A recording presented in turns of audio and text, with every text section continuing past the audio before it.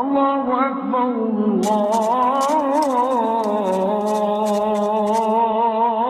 الله أكبر.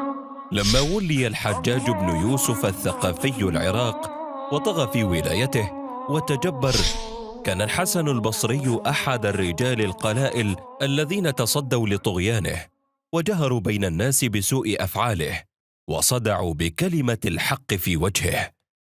من ذلك أن الحجاج بنى لنفسه بناء في واسط، وهي مدينة بين بغداد والبصرة، فلما فرغ منه نادى في الناس أن يخرجوا للفرجة عليه والدعاء له بالبركة.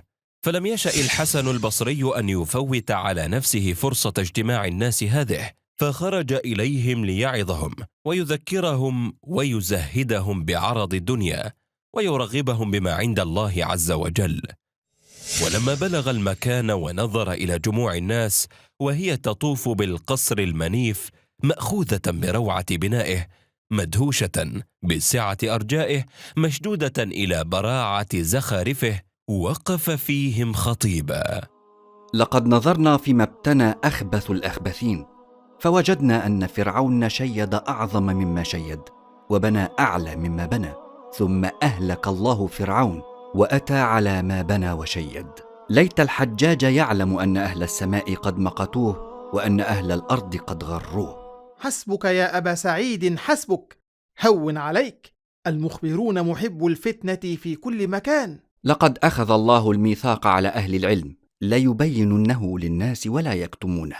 تبا لكم وسحقا، يقوم عبد من عبيد أهل البصرة ويقول فينا ما يشاء أن يقول، ثم لا يجد فيكم من يرده أو ينكر عليه. والله لأسقينكم من دمه يا معشر الجبناء. أحضروا السياف وأتوا لي بالحسن البصري على الفور. وما هو إلا قليل حتى حضر الحسن، فشخصت إليه الأبصار ووجفت عليه القلوب. فلما رأى الحسن السيف والنطع والجلاد حرك شفتيه، ثم أقبل على الحجاج وعليه جلال المؤمن وعزة المسلم ووقار الداعية إلى الله. فلما رآه الحجاج على حاله هذا هابه أشد الهيبة.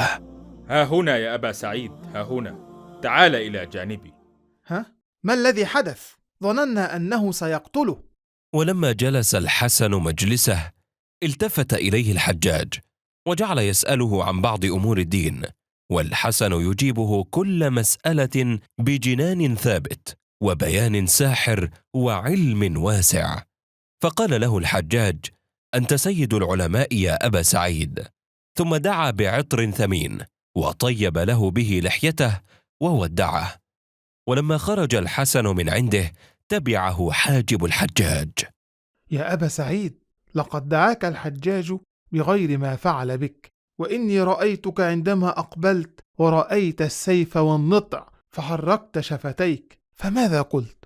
لقد قلت: يا ولي نعمتي وملاذي عند كربتي، اجعل نقمته بردا وسلاما علي كما جعلت النار بردا وسلاما على إبراهيم.